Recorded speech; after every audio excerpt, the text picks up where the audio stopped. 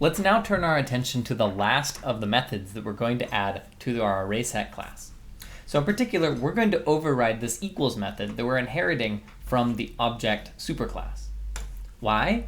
Well, I'd like to point out explicitly the difference between equals and dot equals, if it's not totally clear yet. I've only kind of mentioned this before, but to be very explicit about it, what equals does is it compares the bits of the operands, so the two things on either side of the equal sign. And it just looks at the bits and it says, are they the same? So if we have two integers, for example, it looks at the 32 bits and it makes sure that they all match. Now that's true whether we have integers, characters, doubles, or a reference type. So for a reference, we're still looking at the bits. And so what that means is we're asking, is this address literally the same as this address? Or are they referencing the same object? So if we look at this code, we use this static method of the set interface called of that generates sets, which is pretty handy, by the way, if you've never seen that before. And we generate two sets.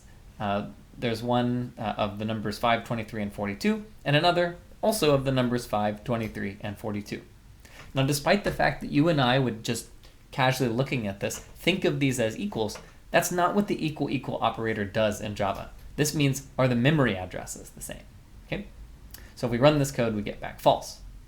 If we want to get back this notion of equality as you and I understand it, we should use dot equals instead. And so in that case, if we do that, the result will be true. So in other words, or just to summarize, to test equality like the way we want it, we are going to use dot equals if we're trying to compare class objects. And if we have custom classes, that means they need to implement dot equals. And it turns out that if we look at the default implementation of dot equals built into Java, the default thing is to just return whether or not they are equals to each other. And that's often, in fact, rarely what we actually want. And just as a quick aside, if you want to do the same thing with arrays, we face the same issue that we shouldn't use equals for arrays. You can use this class called arrays. It has an equal method that will compare arrays. There's another called deep equals. Not important for today, but just figured I'd mention it briefly. So we come to this issue. If I create an array set that has 5, 23, 42, and another that has the same numbers in it, then aset.equals will return false. Okay? We need to make sure that it works properly. Okay, so now what we're going to do is we're going to write our equals method, and I'm going to start by saying override. I'll say public boolean equals, and then, I don't know, array set t other, and then I'll start writing code, although I'll notice that I immediately have this override warning, or actually error. Does not override method from its superclass. This is a very common but minor, very common bug, but very subtle. So it's absolutely necessary that when you override something, you match the signature exactly, and I've tried to get too cute here. This should say object. Now you might say, why does it matter? And the reason is, by putting an object, we allow the possibility that an array set could be equal to something else, like a linked list set, or who knows what, okay? So by putting object here, we allow for a more generic type of equivalence in theory. Okay, so now what do? How do we know if we are equal to this other object? Well, actually I should mention too, this is another great reason that you should always put override, because if we hadn't done that, it's entirely possible we would have written this method, and then this would have basically never gotten called ever. All right.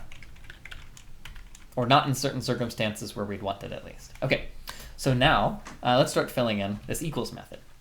So what I will do is I'm going to say first I need to cast this other object to an array set. Okay, you might say, is that safe? The answer is no, but we'll get to that in a bit. And I will call this thing I'm going to say array set to equals array set other. And now I'm going to go through all the items and make sure that they are the same. So to do this, I'm first going to say, are they the same size? And if they're not, I'll say false. Otherwise, I'm going to go through each of the items and make sure that they exist in the other set. Now, I do not want to actually compare each individual element of the arrays because of the fact that they may not be in the same order. That is, maybe when I inserted it, the 5 was in position 0 and the 42 is in the position 1, and for you, maybe it was a different order. So I can't actually just look at these items and make sure they're the same. And so instead, what I'd like to do is I'm going to say, for every item, so for every t in this, let's say, I'm going to say if O dot contains, for every item in me, if it's not the case that O contains item, I return false. So I'm going to go through and make sure that I have everything that you have. Now, if I have validated that everything in you, or that everything in me is also in you, and that we're the same size, we can now do the following. We can say return true. Okay. So in this way, we have written an equals method, and it seems pretty good. Okay. So, go forward one, and so we end up with something like this.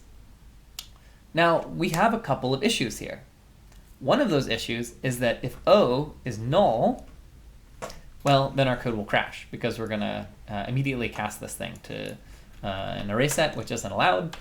So I'm going to say if other equals null, then return false. All right. And the other possible issue is what if the thing that we're being given is not an array set? So to deal with this, what we're going to do is use this interesting method called getClass that returns the class of the other object. And we'll say if it's not the same as me, because I'm an array set, then I'm going to return false. In fact, I'm going to do this for good style. Okay. So here, this will make me safe if I'm trying to compare myself to something that is not an array set. Okay. So now let's try running our code and see if it works. Okay. False. Okay. Interesting. So we have some kind of issue. Let's double check it. So we look at all the items and we say, if it is not the case, the other contains item, return false. Okay, we'll step through it. Okay. So we start running our code and we get to this point. Okay, so we step here, size is 3, size is 3, so we make it. Aha, we have a bug. What we did is we said if the size is equal to the size, we return false. Okay, that's not what we want. All right, that was not planned, by the way, but hey, that's the danger of live coding. All right, now it's true. Good. All right, little debugging pointer along the way.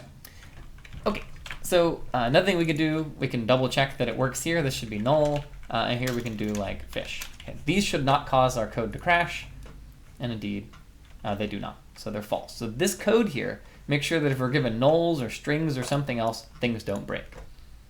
One thing I should mention, in case you're curious, like what does this thing return? Like what is a class?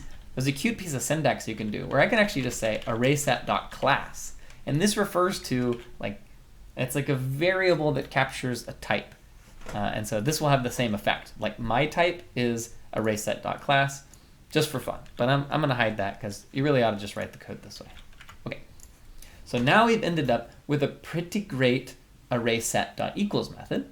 And it's very close to industrial strength, but there's one last trick we're going to play to make things even better. So in particular, what we're going to do is we'll say if this equals other, that is, if it's actually the exact same object, right? So that's, for example, if I call aset.equals aset.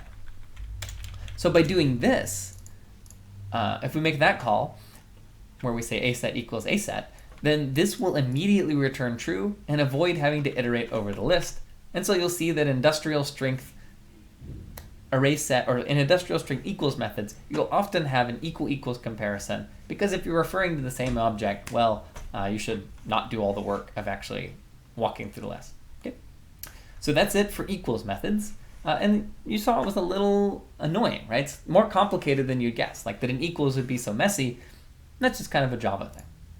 All right, so we've implemented, yeah, that's our wonderful, lovely, and delightful equals method. So we're done. That's basically it for Java in the course. In the next video, I'm just going to do a quick summary, and then I'll have a couple of extra videos for those of you who wanted some cool other syntax things that might be fun.